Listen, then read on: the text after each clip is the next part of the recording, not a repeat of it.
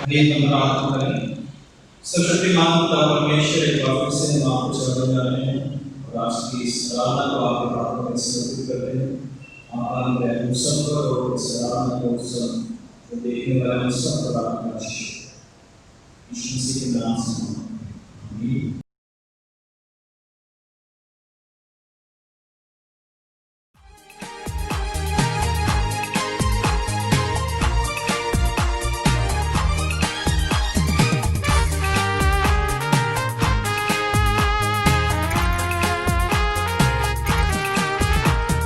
पावन है वो प्रभु हमारा, उसकी जय जयकार करो।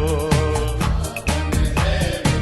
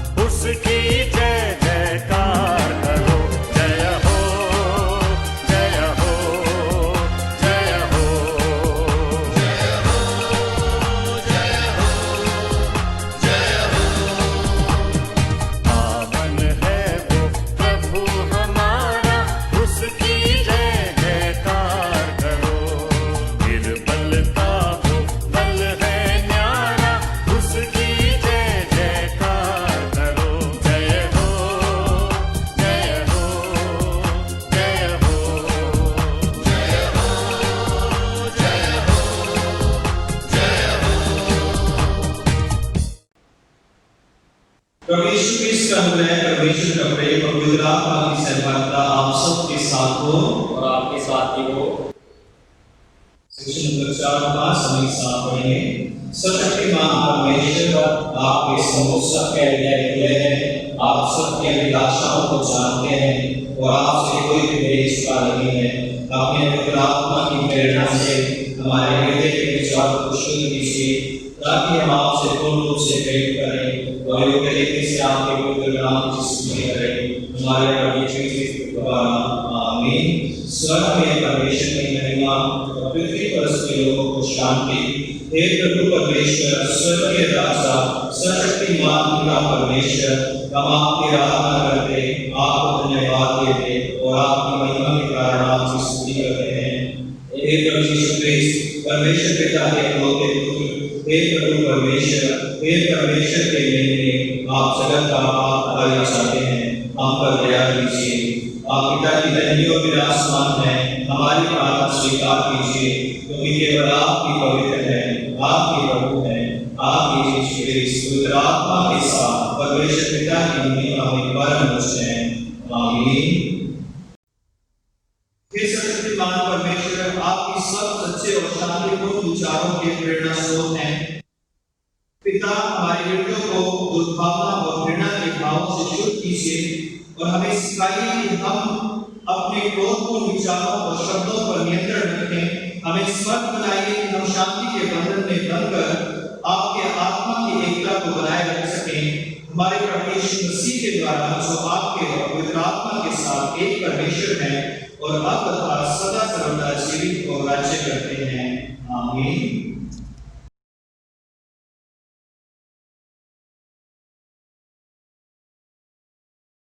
सबको जय मसीह की। आज की जो बाइबल रीडिंग है उत्पत्ति 4 अध्याय पद 2 से लेकर 10 तक। उत्पत्ति 4 अध्याय पद 2 से लेकर 10 तक। फिर उसके भाई हाबिल को भी जन्म दिया। हाबिल भेड़ बकरियों का चरवाहा बन गया, परंतु कैन भूमि पर खेती करने वाला किसान बना। कुछ दिनों के पश्चात कैन यहोवा के पास भूमि की उपज में से कुछ भेंट ले आया और हाबिल भी अपनी भेड़ बकरियों के कई एक पहलोटे बच्चे भेंट चढ़ाने ले आया और उनकी चर्बी भेंट चढ़ाई। तब यहोवा ने हाबिल और उसकी भेंट तो ग्रहण किया, परंतु कैन और उसकी भेंट को ग्रहण ना किया। तब कैन अति क्रोधित हुआ और उसके मुंह पर उदासी छा गई। तब यहोवा ने कैन से कहा, तू क्यों क्रोधित हुआ और तेरे मुंह पर उदासी क्यों छा गई है? यदि तू भला करे तो क्या तेरी भेंट ग्रहण ना की जाएगी? और यदि तू भला ना करे तो पाप द्वार पर छिपा रहता है और उसकी लालसा तेरी ओर होगी और तुझे उस पर प्रभुता करनी है। तब कैन ने अपने भाई हाबिल से कुछ कहा और जब वे मैदान में थे तब कैन ने अपने भाई हाबिल पर चढ़कर उसे घात किया। तब यहोवा ने कैन से पूछा, तेरा भाई हाबिल कहाँ है? उसने कहा, मालूम नहीं, क्या मैं अपने भाई का रखवाला हूँ? उसने कहा, तूने क्या किया है? तेरे भाई का लहू भूमि से मेरी ओर चिल्लाकर मेरी दुहाई दे रहा है। यह परमेश्वर का वचन है। परमेश्वर का धन्यवाद हो।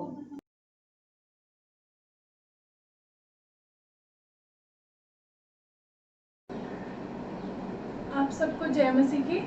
हम पढ़ेंगे भजन संहिता 37वां अध्याय 3 वचन से 8वें वचन तक। भजन संहिता 37वां अध्याय 3 वचन से 8वें वचन तक।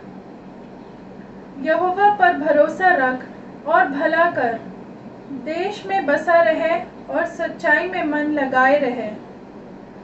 यहोवा को अपने सुख का मूल जान और वह तेरे मनोरथों को पूरा करेगा। अपने मार्ग की चिंता यहोवा पर छोड़ और उस पर भरोसा रख, वही पूरा करेगा।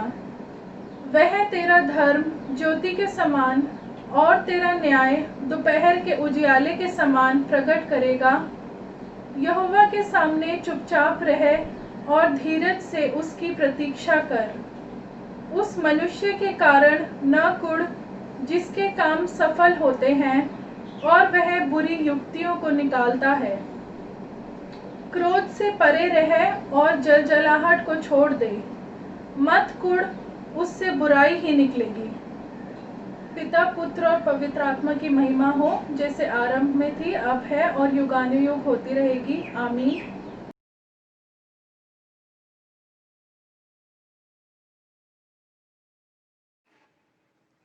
परमेश्वर के वचन का पाठ है पहला यूहन्ना उसका 3रा अध्याय 11वीं आयत से लेके 15 आयत के अंत तक। पहला यूहन्ना उसका 3रा अध्याय 11 आयत से लेके 15 आयत के अंत तक। क्योंकि जो समाचार तुमने आरंभ से सुना वह यह है कि हम एक दूसरे से प्रेम रखें और कैन के समान ना बने, जो उस दुष्ट से था और जिसने अपने भाई को घात किया। और उसे किस कारण घात किया? इस कारण कि उसके काम बुरे थे और उसके भाई के काम धर्म के थे।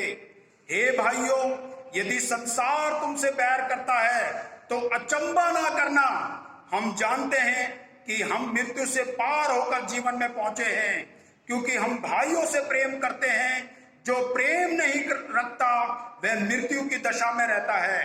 जो कोई अपने भाई से बैर रखता है वह हत्यारा है, और तुम जानते हो कि किसी हत्यारे में अनंत जीवन नहीं रहता। ये परमेश्वर का वचन है। परमेश्वर का धन्यवाद हो। आमीन।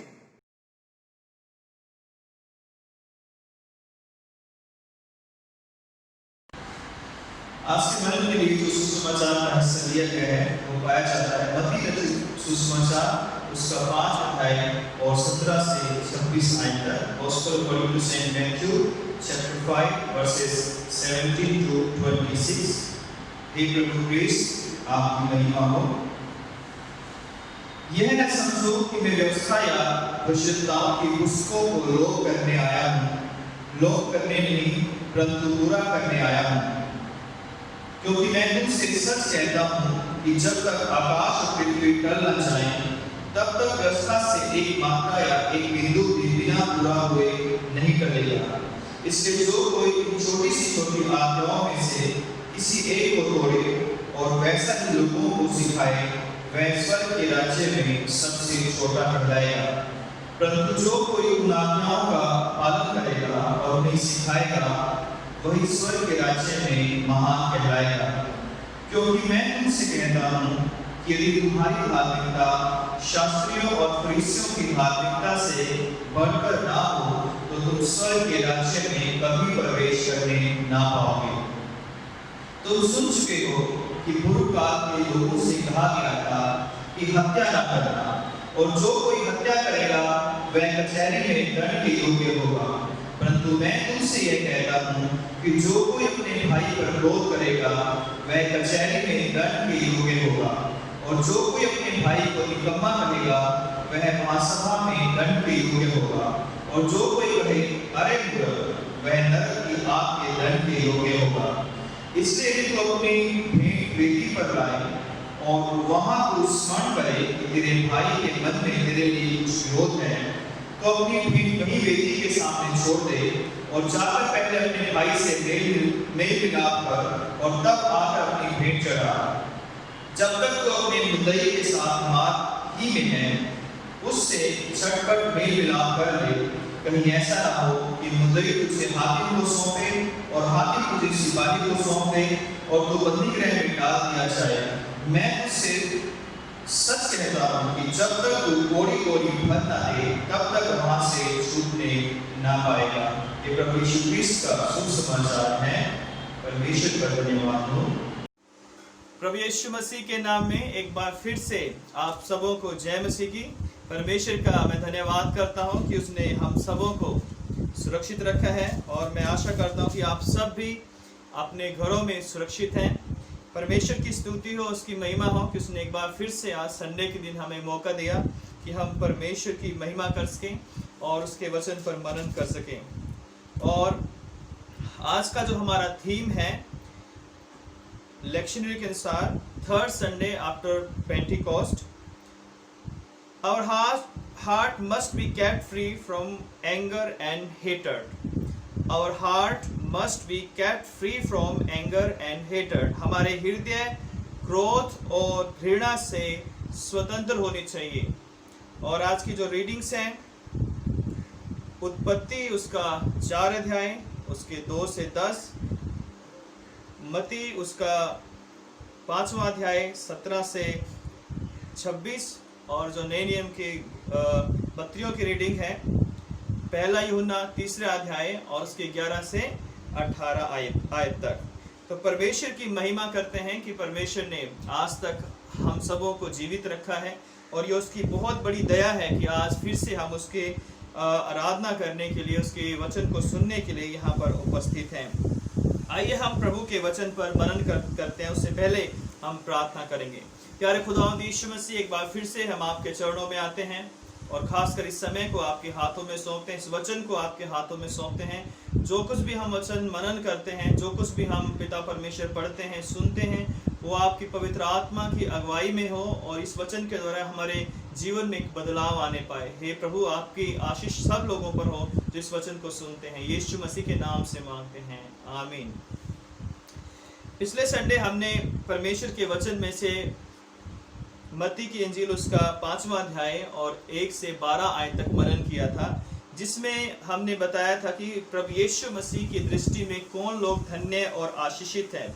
और ये जो हिस्सा है मत्ती 5 और 5 से 7वें अध्याय तक, इससे जैसा मैंने बताया था कि पहाड़ी उपदेश के रूप में जाना जाता है, सरमन ऑन द माउंट जो है। और इसमें जो है इसका जो दूसरा पार्ट है जो हमने आज हमने पढ़ा है, हमारे सामने जो गॉस्पेल रीडिंग पढ़ी गई है मत्ती उसका 5वां अध्याय और 17 से 26 आयत तक, जहां पर प्रभु यीशु मसीह पहले कहते हैं कि मैं व्यवस्था को लोप करने नहीं बल्कि उसको पूरा करने के लिए आया हूं है। और उसके बाद प्रभु यीशु मसीह पुराने नियम की एक शिक्षा जो कि 10 आज्ञाओं में से 6ठी आज्ञा थी कि तू हत्या ना करना, उसके विषय में जो है एक नए प्रकार की शिक्षा देते हैं कि पूर्व काल में लोगों से कहा गया था कि हत्या ना करना, और जो कोई हत्या करेगा वह कचहरी में दंड के योग्य होगा। परंतु मैं तुमसे कहता हूं कि जो कोई अपने भाई पर क्रोध करेगा वह कचहरी में दंड के योग्य होगा, और जो कोई अपने भाई को निकम्मा कहेगा वह महासभा में दंड के योग्य होगा, और जो कोई कहे अरे मूर्ख वह नरक की आग के दंड के योग्य होगा। और उसके बाद प्रभु यीशु मसीह ने कहा कि यदि तू कोई भेंट चढ़ाने के लिए वेदी के पास आता है तो पहले जाकर अपने भाई से मेल मिलाप कर ले और फिर आकर मेरी आराधना करना और मुझे जो है वो भेंट चढ़ाना, तो वो तेरी भेंट स्वीकार की जाएगी। फिर यीशु मसीह ने आगे 25वीं आयत में कहा कि जब तक तू मार्ग में है तब तक मुद्दई से जो है मेल मिलाप कर ले, ऐसा ना हो कि वो तुझे हाकिम को सौंपे और हाकिम तुझे सिपाही को सौंपे और सिपाही तुझे जेल खाने में डाल दें और तू जो है वहां पर बंदी गृह में डाल दिया जाए। और लिखा है कि जब तक तू कौड़ी कौड़ी ना भर देगा वहां से छूटने नहीं पाएगा। तो यहाँ पर हम देखते हैं मत्ती 5 के 17 आयत से कि यीशु मसीह व्यवस्था को मिटाने के लिए नहीं आए। बहुत सारे लोग कहते हैं कि यीशु मसीह ने व्यवस्था को खत्म कर दिया, परंतु यीशु मसीह ने व्यवस्था को खत्म नहीं किया, बल्कि व्यवस्था के अंदर जो भविष्यवाणियां की गई थी उन सब भविष्यवाणियों को यीशु मसीह ने अपने जीवन के द्वारा, अपने कार्यों के द्वारा, अपनी मृत्यु के द्वारा और अपने पुनरुत्थान के द्वारा, अपने स्वर्गारोहण के द्वारा जो है उसने उनको पूरा किया है। तो परमेश्वर प्रभु यीशु मसीह यहाँ पर कहते हैं कि मैं व्यवस्था को मिटाने के लिए नहीं आया। और उन्होंने कहा कि व्यवस्था में जो बातें लिखी गई है उनका एक बिंदु भी जो है वो बिना पूरा हुए नहीं रह सकता। और यहाँ पर फिर हम देखते हैं 20वीं आयत में जो कि लिखा है कि मैं तुमसे कहता हूं कि यदि तुम्हारी धार्मिकता शास्त्री और फरीसियों की धार्मिकता से बढ़कर ना हो तो तुम स्वर्ग के राज्य में कभी प्रवेश करने ना पाओगे। तो यहाँ पर हम इस जो आयत का जो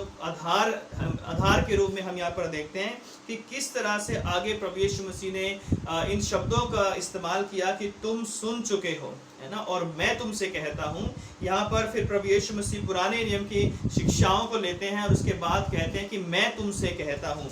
तो तब प्रभु यीशु मसीह ने जो है इस अध्याय में बताया कि केवल बाहरी रीति से जो हम प्रभु यीशु मसीह की शिक्षाओं को व्यवस्था की जो शिक्षाओं को हम मानते हैं उनको केवल बाहरी तौर से ही पूरा करना जरूरी नहीं है, बल्कि आंतरिक तौर से बदलाव के साथ जो है इन आज्ञाओं को मानना बहुत ही जरूरी है। तो आइए हम थोड़ी देर इस हिस्से पर मनन करते हैं जहां पर प्रभु यीशु मसीह कहते हैं कि तुम्हें कहा गया था या तुम सुन चुके हो कि तुम्हें हत्या नहीं करनी है और जो कोई हत्या करेगा वह कचहरी में दंड के योग्य होगा, परंतु मैं तुमसे कहता हूं कि जो कोई भी जो है जो कोई क्रोध करेगा और वह दंड के योग्य होगा, और जो कोई अपने भाई को निकम्मा और मूर्ख कहेगा वह परमेश्वर के राज्य में कभी दाखिल नहीं होगा, अर्थात वो नरक की आग में डाला जाएगा। तो यहाँ पर एक बात जो प्रभु यीशु मसीह सिखाना चाहते हैं इस हिस्से में,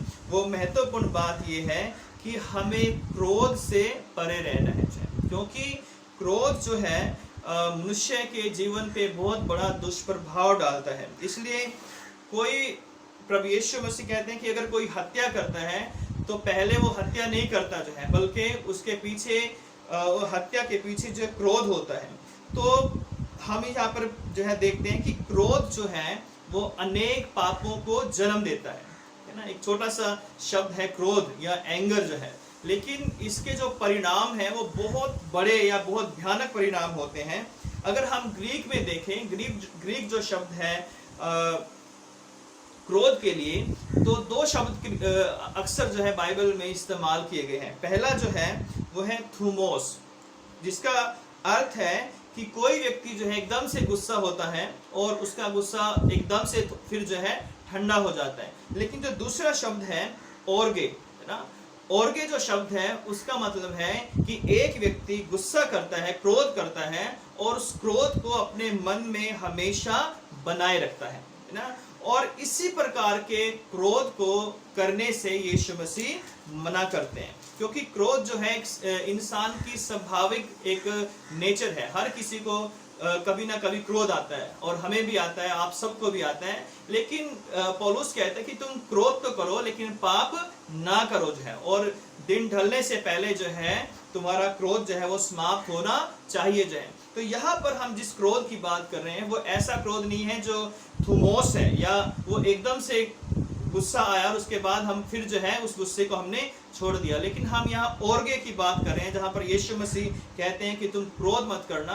तो इसका मतलब है कि वो क्रोध जो है वो बना हुआ है, वो उस क्रोध के जो है परिणाम बहुत ही बुरे होते हैं, बहुत ही बड़े होते हैं, क्योंकि जो है क्रोध जो है वो अनेक पापों का स्रोत है, अनेक पापों को जन्म देता है। यदि हम कुछ बातों पर गौर करें तो हम देखते हैं कि क्रोध जो है उसके कारण ही जो है हत्या की जाती है ना। क्रोध का जो परिणाम है वो हत्या है। क्रोध का परिणाम बदला है, निंदा है, दोष लगाना है, दूसरों से बातचीत नहीं करना है, दूसरों को नुकसान पहुंचाना है, दूसरों को गालियां देना या उनके लिए अपशब्द इस्तेमाल करना है, किसी को नीचा दिखाना है, किसी से ईर्ष्या करना है, और किसी से प्रेम को पूरी तरह खत्म कर देना है, और दूसरों को तुच्छ जानना है, दूसरों को तुच्छ समझना है, और दूसरों को मूर्ख या निकम्मा या अन्य उनके बारे में बुरी बुरी बातों को बोलना है। तो ये सब क्रोध के परिणाम है। यदि इंसान किसी व्यक्ति से क्रोध करता है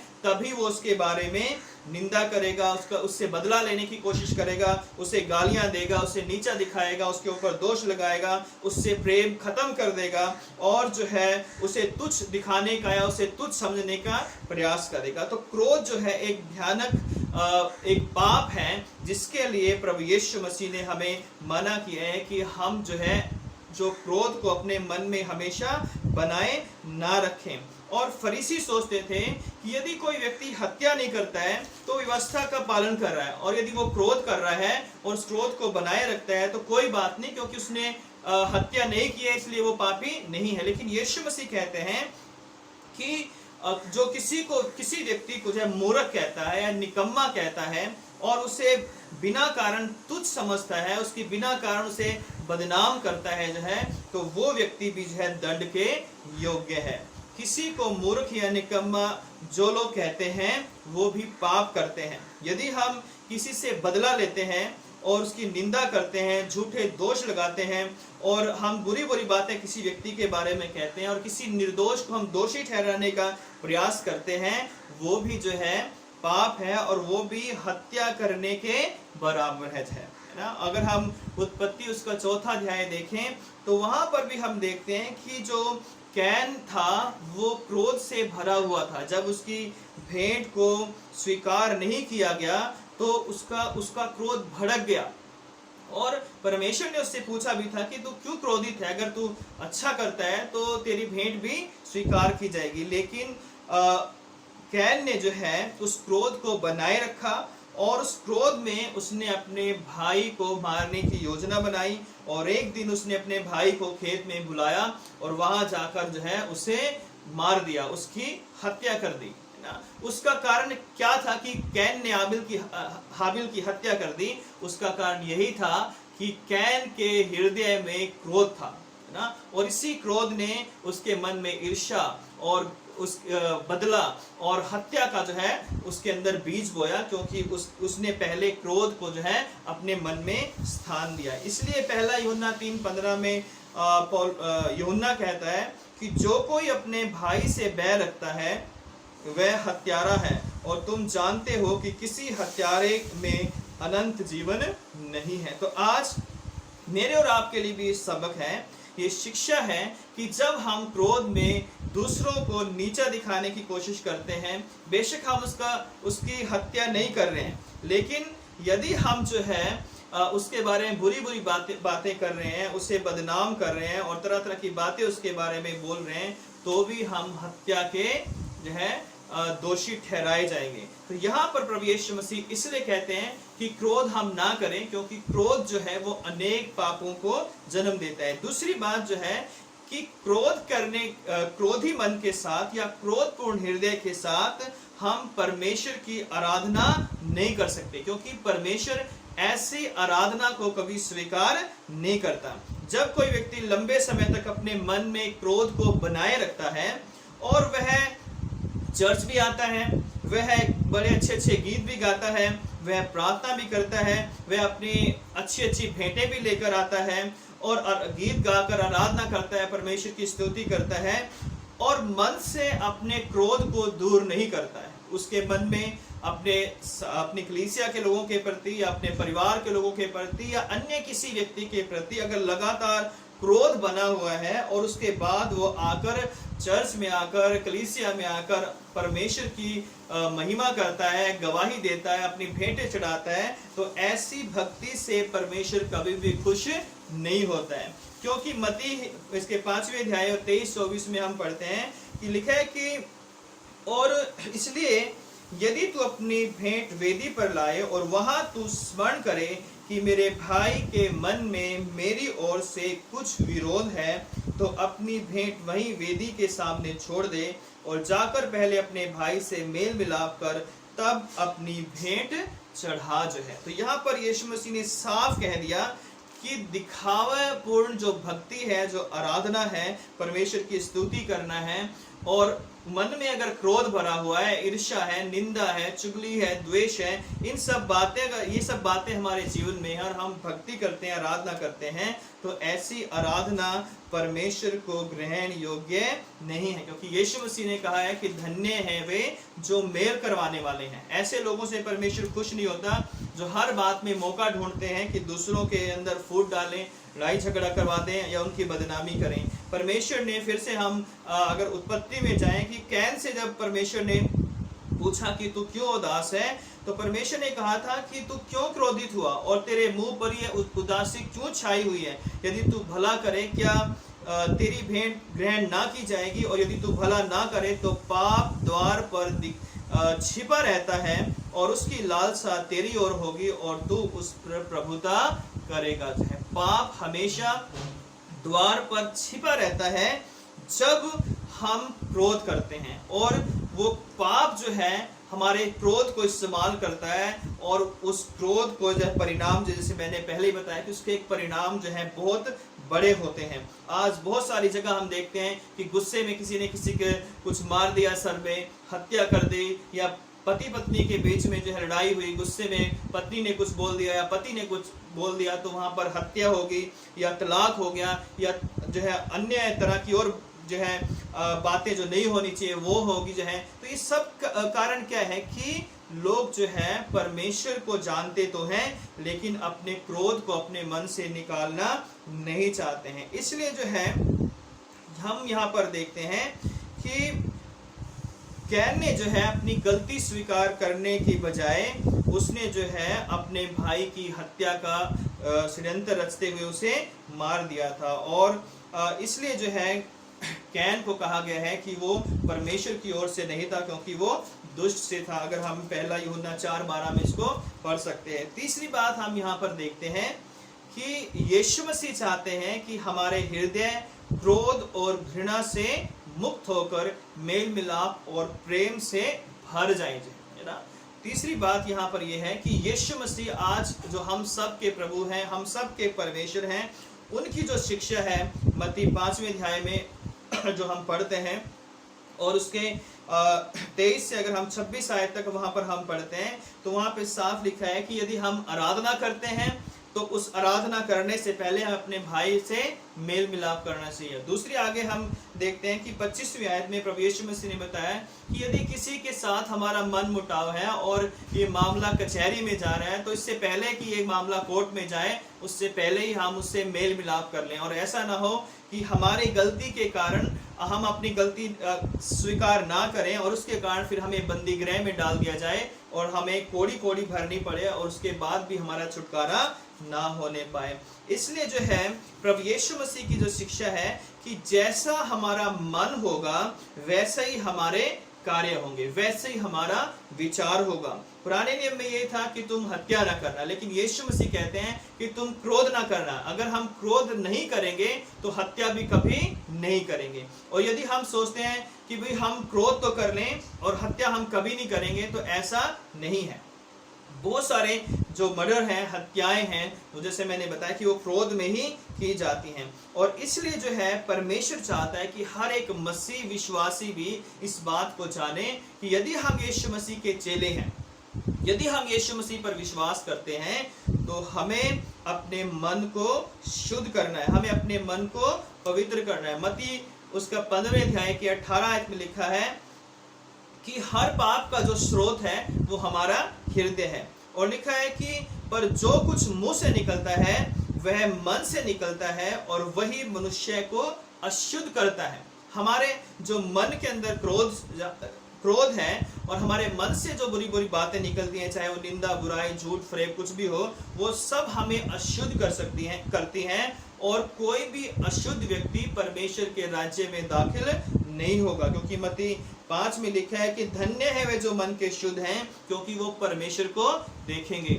और बिना मन की शुद्धता के हम परमेश्वर को देख नहीं सकते हैं। और इसलिए जो है हमें अपने मन को पवित्र करना है, अपने मन को हमें शुद्ध करना है। अब हम कैसे अपने मन को शुद्ध कर सकते हैं?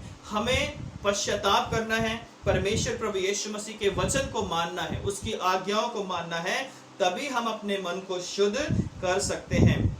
और मत्ती भजन 66:18 में लिखा है, भजन संहिता उसका 66 और 18 में लिखा है कि यदि मैं मन में अनर्थ की बात सोचता तो प्रभु मेरी ना सुनता। यदि हम अनर्थ मन के साथ प्रार्थना कर रहे हैं और क्रोध के साथ जो है हम परमेश्वर के भवन में जाकर प्रार्थना कर रहे हैं, तो लिखा है कि दाऊद कहता है कि प्रभु मेरी ना सुनता। और बहुत सारी प्रार्थनाएं हमारी इसलिए नहीं सुनी जाती क्योंकि हमारे मन में क्रोध होता है, हमारे मन में ईर्ष्या होती है।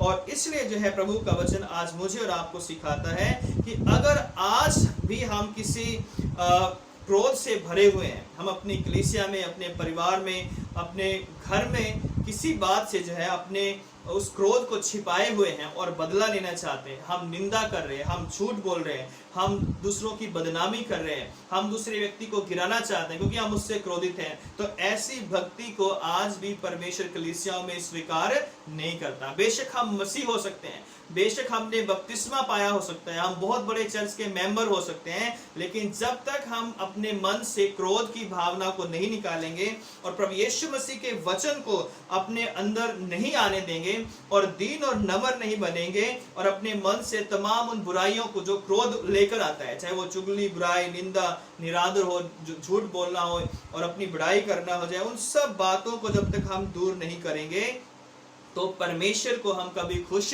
नहीं कर सकते हैं ना। ऐसा नहीं कि हमने कभी हत्या नहीं की, फिजिकली किसी को हमने नहीं मारा तो हम हत्यारे नहीं हैं। जब हम इन बातों को भी करते हैं, जब हम किसी के चरित्र को हनन करते हैं, जब हम किसी पर झूठा दोष लगाते हैं, किसी निर्दोष को हम गलत ठहराते हैं और अपनी घृणा को और अपने क्रोध को छिपाकर जो है लोगों के अंदर फूट डालते हैं, दूसरों के ऊपर उंगली उठाते हैं, दूसरों के घरों को तोड़ते हैं, तब भी हम हत्या कर रहे होते हैं, तब भी हम परमेश्वर के जो है आज्ञाओं को तोड़ रहे होते हैं। इसलिए जो है प्रभु यीशु मसीह चाहते हैं कि हम ना अपने वचन के द्वारा, ना अपने कार्यों के द्वारा और ना अपने जो है सोच के द्वारा किसी को मूर्ख कहें, किसी की हत्या करें। अगर हम किसी भले इंसान को, समझदार इंसान को, किसी निर्दोष को, किसी भोले को अगर हम कह रहे हैं कि ये मूर्ख है ना, तो हम उसकी हत्या कर रहे हैं। और उसकी जो है हमने हत्या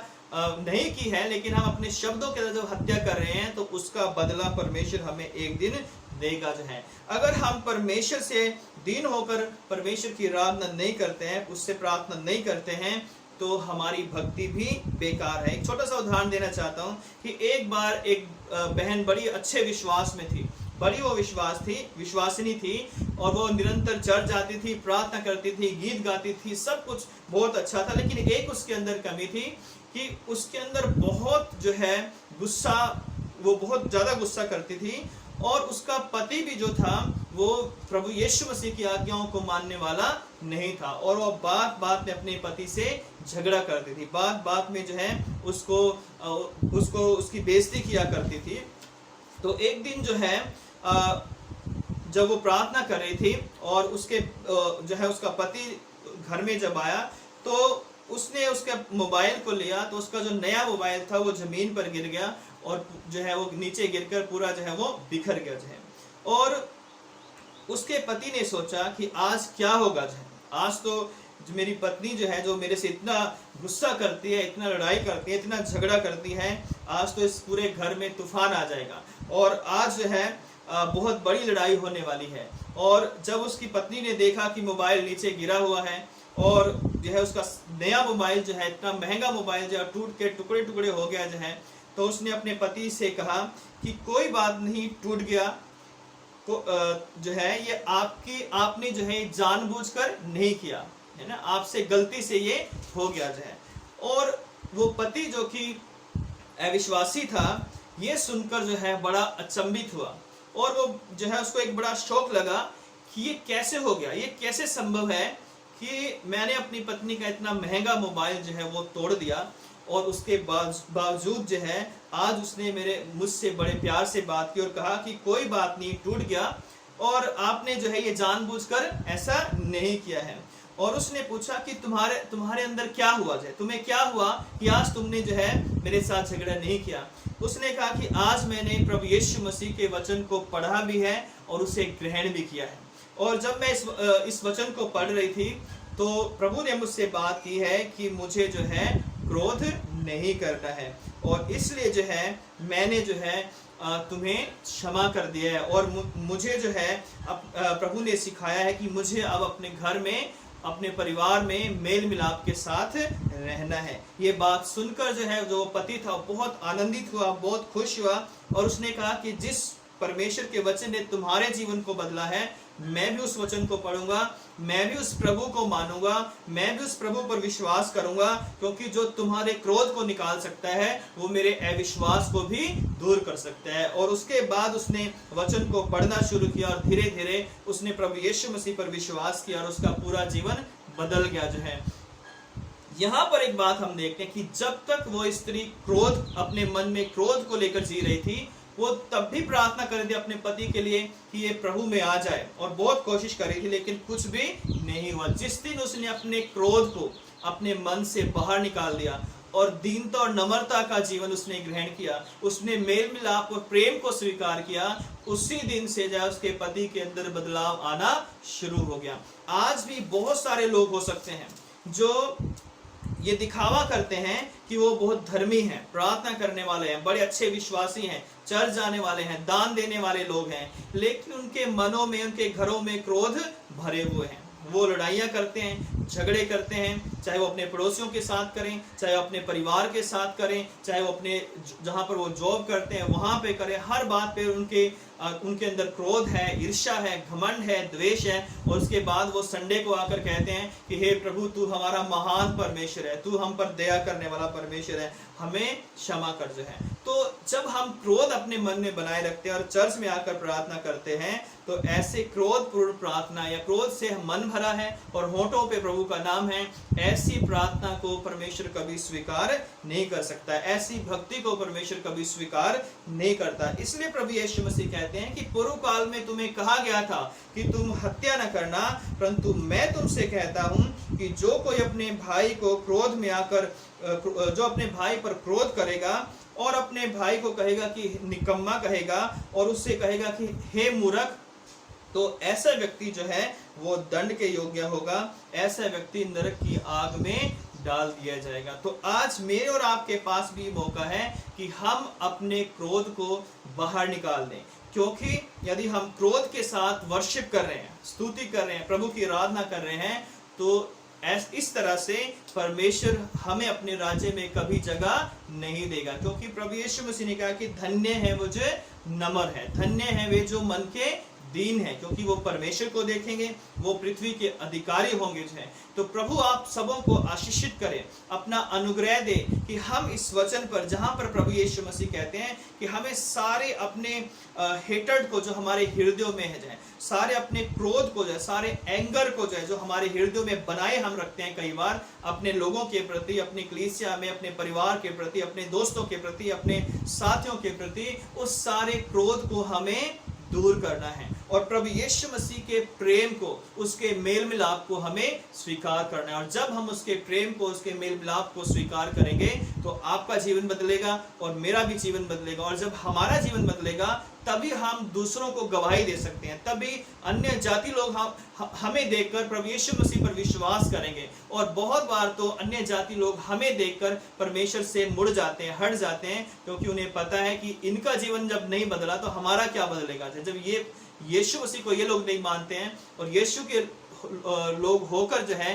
ये सारे बुरे काम करते हैं, तो हमें क्या जरूरत है उस प्रभु को मानने की। लेकिन जब हम अपने हृदय में बदलाव लेकर आएंगे, क्रोध को त्यागेंगे और क्रोध से दूर रहेंगे और प्रेम को और भलाई को और भाईचारे को अपने मन में आने देंगे, तभी जो है परमेश्वर की महिमा हमारे जीवन में होगी और हमारे जीवन बदले जाएंगे। इन वचनों के द्वारा परमेश्वर आप सबों को बहुत आशीष दे, अपना अनुग्रह दे। आइए हम अपने सरों को झुकाएंगे और प्रार्थना करेंगे। आप सब अपने अपने घरों में बैठकर प्रभु से प्रार्थना करें। सर्वशक्तिमान पिता परमेश्वर, हम आपका धन्यवाद करते हैं कि आपने हमें फिर से मौका दिया कि हम आपके वचन को पढ़ें, सुने, इस पर मनन करें।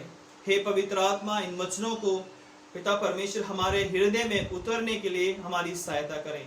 जो वचन बोए गए हैं वो 100 गुना फल लेकर आए। और खासकर जो लोग भी इस वचन को सुन रहे हैं उन सब के लिए मैं प्रार्थना करता हूँ, आपके नाम में जो लोग बीमार हैं आप उन्हें चंगा करें, जो दुखी हैं, जो निराश हैं पिता परमेश्वर, जो किसी भी बीमारी में हैं, परेशानी में हैं, जो लोग हॉस्पिटल में बीमार हैं, यीशु के नाम से उन सबों को छू ले और चंगाई दे। खासकर जो लोग भी कोरोना बीमारी से पीड़ित हैं, हे प्रभु यीशु, आपका सामर्थ इसी वक्त उन्हें छू ले और उन्हें चंगा करे मेरे पिता परमेश्वर। जो लोग हॉस्पिटल में हैं मेरे पिता, कोरोना से इफेक्टेड हैं पिता परमेश्वर, आप उन्हें छुएं और चंगाई दे मेरे पिता परमेश्वर। और इस कोरोना को आप जल्द से जल्द इस देश से, इस शहर से मेरे पिता, इस दुनिया से आप दूर करें, ताकि सब लोग आपके नाम की आराधना और स्तुति कर सकें। हे परमेश्वर, हम आपकी महिमा करते हैं। प्रभु हम पर दया कर, ताकि हम सारी क्रोध को और सारे मन की घृणा को अपने अंदर से बाहर निकाल कर आपके प्रेम को अपने जीवन में आने दे मेरे पिता। धन्यवाद प्रभु, आपने हमारी प्रार्थना को सुना है। फिर से मैं हर एक सुनने वाले को आपके नाम में आशीषित करता हूँ और आपकी आशीष सबके लिए मांगता हूँ। धन्यवाद के साथ प्रार्थना यीशु मसीह के नाम से मांगते हैं, आमीन। आप सबों को जय मसीह की। परमेश्वर आप सबों को आशीष दे।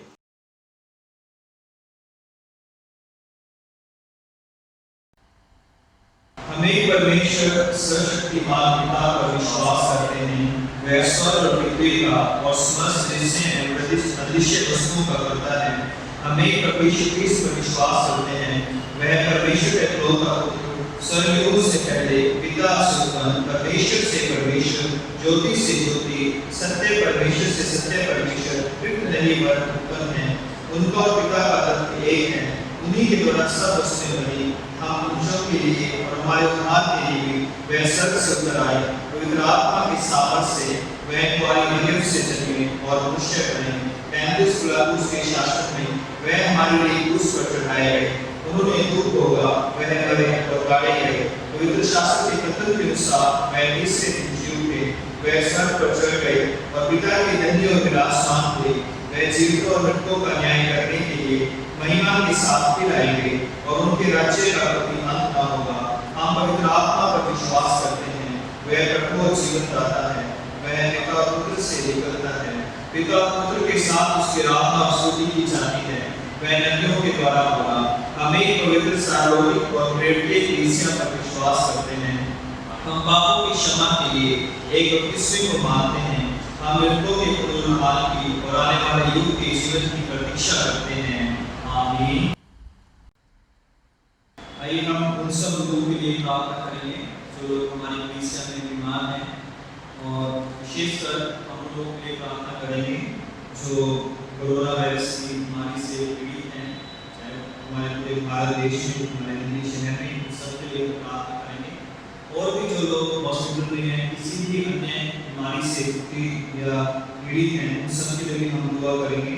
हम अपने देश के लिए, अपने प्रधानमंत्री, अपने राष्ट्रपति के लिए, अपने स्टेट के लिए, अपने मुख्यमंत्री के लिए, अपने डायसिस के लिए, अपने बिशप के लिए, तमाम पास्टरों के लिए, सब के लिए हम प्रार्थना करेंगे कि परमेश्वर इस संकट के समय में सबको संभाले, आशीषित करे और विशेषकर हम बीमारों के लिए प्रार्थना करेंगे। आइए प्रार्थना करें।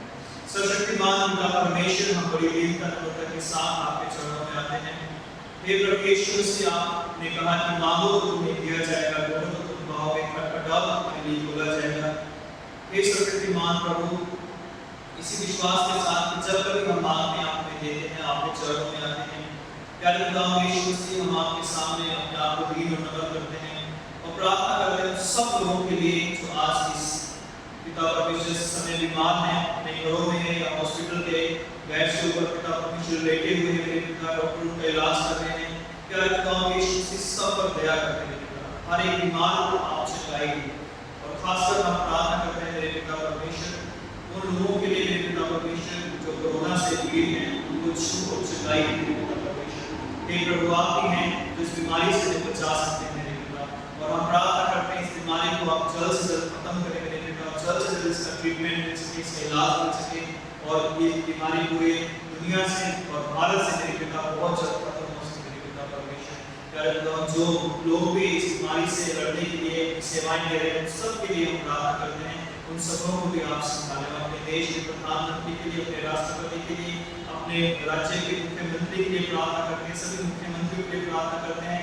आप सबों को बल बुद्धि दें ताकि जो कुछ भी निर्णय लेगा वो लोगों की भलाई के लिए। हम प्रार्थना करते हैं अपने डायसिस के लिए, अपने बिशप के लिए, तमाम पासवानों के लिए, अपने परिवारों के लिए। पिता परमेश्वर, सब पर आपकी आशीष हो, आपका अनुग्रह हो मेरे पिता परमेश्वर। और हम सब जितने भी हमारे मसीह अधिकारी हैं मेरे पिता, जो ऊंची संस्थाओं में पिता परमेश्वर ऊंचे पदों पर बैठे मेरे पिता परमेश्वर, आप उन सब के भी साधना और उनको बल बुद्धि देना ताकि पिता परमेश्वर आपकी कलीसिया की उन्नति के लिए मेरे पिता वो जो भी निर्णय लेते हैं वो आपकी ओर से मेरे पिता परमेश्वर। प्यारे पिता यीशु मसीह, हम प्रार्थना करते हैं सेंट फ्रांसिस चर्च की पूरी कलीसिया के लिए, बच्चे बूढ़े जवान के लिए हम आपकी आशीष मांगते हैं, आपकी सुरक्षा मांगते हैं, आपका अनुग्रह मांगते हैं। जो लोग पिता परमेश्वर किसी भी तरह से बेघर हैं, जो लोग पिता परमेश्वर अपने जॉब को जिन्होंने खो दिया है या जॉब की तलाश में, उन सब की सहायता करते हैं पिता परमेश्वर। प्यारे पिता, अब तक आपने हमें संभाला है, आगे भी आप हमें संभालना है। कलीसिया पर आपका अभिषेक हो, आपका अनुग्रह हो, आपकी दया हो मेरे पिता परमेश्वर। हर एक जन को आप ब्लेस करना, आशीषित करना। उन लोगों के लिए विशेष प्रार्थना करते हैं जिनके इस वीक में जन्मदिन है या जिनके पिता परमेश्वर प्यारे पिता वेडिंग एनिवर्सरीज है या अन्य कोई भी important days of their life मेरे पिता, उन सब के लिए प्रे करते हैं मेरे पिता। आप उन सबको ब्लेस करें, आशीषित करें मेरे पिता परमेश्वर। धन्यवाद करते हैं आपने हमारी प्रार्थना को सुना है। सब लोगों को जो इस वचन को सुनते हैं, इस प्रार्थना को देख रहे हैं पिता, उन सबको अपनी पवित्र आत्मा के द्वारा आप ब्लेस करें, जो बीमार है चंगा करें। धन्यवाद के साथ यीशु मसीह के नाम से इस प्रार्थना को मांगते हैं, आमीन। आइए पापा की बात प्रिय भाइयों और बहनों, हमारे प्रभु यीशु मसीह यह कहते हैं, हमारा प्रभु परमेश्वर ही एकमात्र प्रभु है। तो प्रभु अपने परमेश्वर को अपने संपूर्ण हृदय, संपूर्ण प्राण, संपूर्ण बुद्धि और संपूर्ण शक्ति से देखकर यह पहली आज्ञा है। दूसरी यह है, अपने पड़ोसी को अपने समान देखकर, इनसे बड़ी और कोई आज्ञा नहीं है। परमेश्वर संसार से ऐसा प्रेम किया कि उसने अपना इकलौता पुत्र यीशु मसीह दे दिया कि वह हमें पापों से बचाए, स्वर्ग में हमारे लिए घर करे और हमें शाश्वत जीवन में पहुंचाए। इसलिए हम पश्चाताप और विश्वास के साथ अपने पापों को स्वीकार करें। हम परमेश्वर की कृपा से उसकी आज्ञाओं का पालन करने का और सब लोगों के साथ मेल का और प्रेम से रहने का पक्का संकल्प करें। हे सर्वशक्तिमान परमेश्वर, हमारे स्वर्गीय पिता, हमने मन वचन और कर्म से आपके विरुद्ध पाप किया है। हमने अपनी अज्ञानता और दुर्बलता के कारण और जानबूझकर भी बुराई की है और भलाई करने में सफल रहे हैं। इन सब पापों के लिए सचमुच दुखी हैं और अंतर्गत से पश्चाताप करते हैं। आपके पुत्र यीशु मसीह से हमारे लिए प्राण दिए, उन्हीं के कारण जो पाप किए हैं उनको क्षमा कीजिए और यह कर दीजिए विश्व में नया जन्म पाकर सदा आपकी सेवा करें, ताकि आपके पवित्र नाम की महिमा हो। आमीन। सर्वशक्तिमान परमेश्वर सबको क्षमा करता है, जो एक दूसरे को क्षमा कर सच्चा पश्चाताप करते हैं। वह आप सब पर दया करें, आप सबके पापों को क्षमा करें और उनसे आपको छुटकारा दे। सब भले कामों में आपको स्थिर और सबल करे और शाश्वत जीवन में बनाए रखे, हमारे प्रभु यीशु मसीह के द्वारा। आमीन। परमेश्वर का धन्यवाद हो।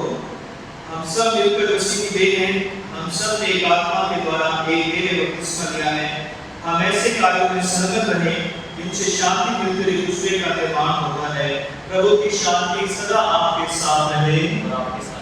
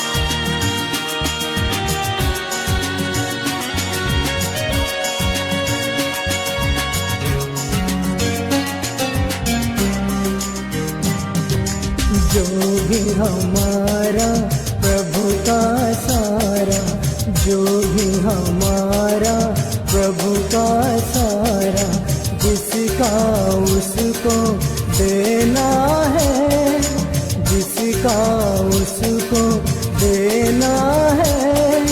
भंडारे हम प्रभु के जग में, भंडारे हम प्रभु के जग में, दसवां ही लौटाना है, प्रभु को चढ़ाना है।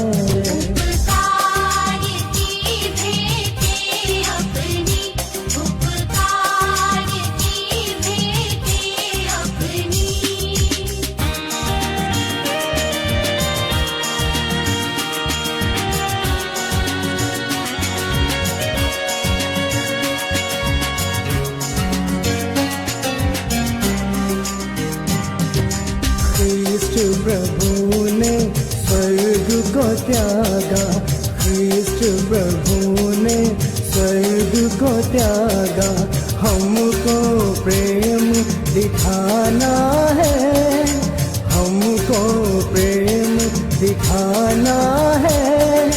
हिस्सा दो प्रभु को जो कुछ हो, हिस्सा दो प्रभु को जो कुछ हो, निज भेंटें भी लाना है, प्रभु को चढ़ाना है।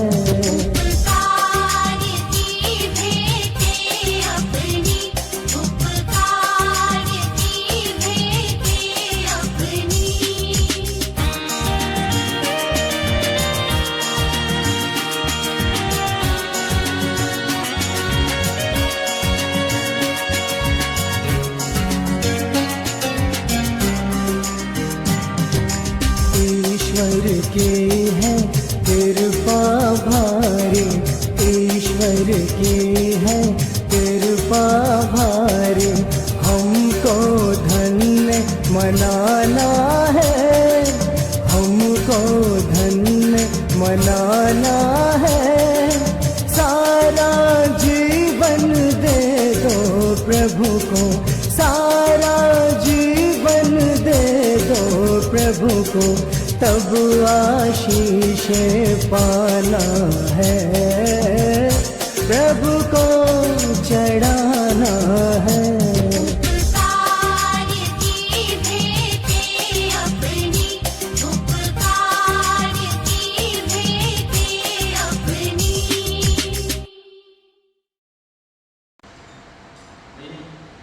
सोचने की भी प्रार्थना करेंगे। हे शक्तिमान पिता परमेश्वर, हम आपका धन्यवाद करते हैं प्रभु, आपने हम पर अनुग्रह किया है कि हम आपकी सेवा के लिए अपने उत्तम भेंटों को चढ़ा सकें।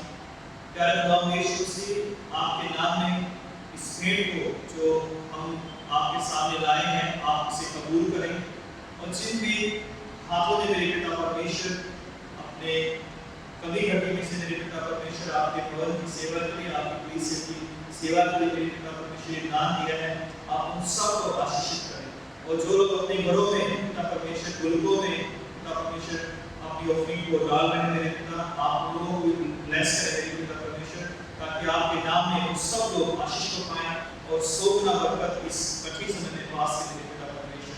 धन्यवाद करते हैं प्रभु, आपने अब तक हमें संभाला मेरे पिता। सच में प्रभु, हम आपको कुछ भी नहीं दे सकते, लेकिन जो कुछ आपने हमें दिया है उसमें से हम आपको अर्पित करते हैं। धन्यवाद के साथ यीशु मसीह के नाम से इस प्रार्थना को मांगते हैं, आमीन। आइए हम प्रभु की प्रार्थना करेंगे। हे हमारे स्वर्गीय पिता, आपका नाम पवित्र माना जाए, आपका राज्य आए, आपकी इच्छा जैसे स्वर्ग में पूरी होती है वैसे पृथ्वी पर भी पूरी हो। आप हमारे दिन भर की रोटी आज हमें दीजिए, आप हमारे अपराधों को क्षमा कीजिए जैसे हमने अपने अपराधों को क्षमा किया है। आपने परीक्षा में मत डालिए, परंतु बुराई से बचा लीजिए, क्योंकि राज्य की ताकत और महिमा आप और सदा सर्वदा आपकी ही है, आमीन।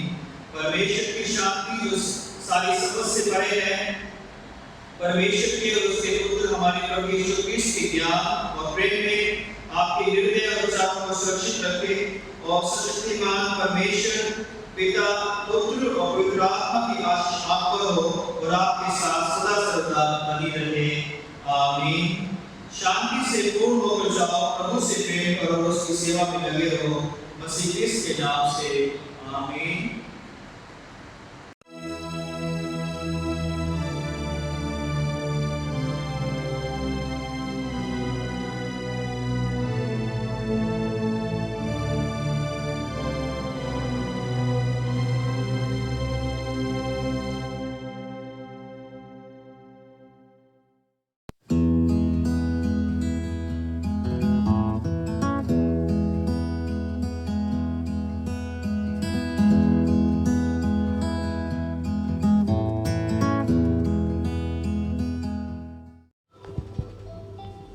Happy Father's Day to all the fathers. चाहे बेटी हो या बेटा, सबके लिए अनमोल है ये रिश्ता। एक माँ की तरह एक पिता का महत्व शब्दों से परे है, क्योंकि पिता वह व्यक्ति है जो अपने बच्चों की ज़रूरतों को पूरा करने के लिए अपनी सारी ज़िंदगी लगा देता है और फिर अपने बच्चों के साथ ज़्यादा से ज़्यादा समय बिताने की भी कोशिश करता है। जाहिर है अपने बच्चे के लिए तमाम कठिनाइयों के बाद भी पिता के चेहरे पर कभी शिकन नहीं आती। शायद इसलिए कहते हैं कि सिर्फ माँ ही नहीं, लेकिन पिता भी ईश्वर का रूप होते हैं। जीवन जीने की कला सिखाने या फिर अपना सारा जीवन हमारे सुख के लिए न्योछावर कर देने वाले पिता के लिए वैसे तो बच्चों को हमेशा तैयार रहना चाहिए। लेकिन अगर हम इतना नहीं कर सकते तो आज इस खास दिन हम उन्हें थैंक यू बोल सकते हैं। उन्हें ये विश्वास दिला सकते हैं कि हम हमेशा उनके साथ हैं। उनको ये एहसास दिला सकते हैं कि आज हम जो भी हैं वो उनके बिना संभव नहीं हो सकता था। So let us all come together and show some gratitude and say a little thank you to our fathers who have done so much for us. So This is a small poem dedicated to all the fathers. कभी अभिमान तो कभी स्वाभिमान है पिता, कभी धरती तो कभी आसमान है पिता। जन्म दिया है अगर माँ ने, जानेगा जिससे जग वो पहचान है पिता।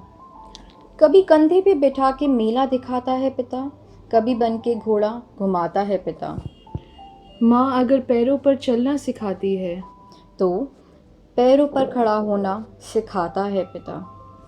Wishing all the fathers A very happy Father's Day. Thank you for your unconditional love, the care and guidance throughout our lives. Thank you.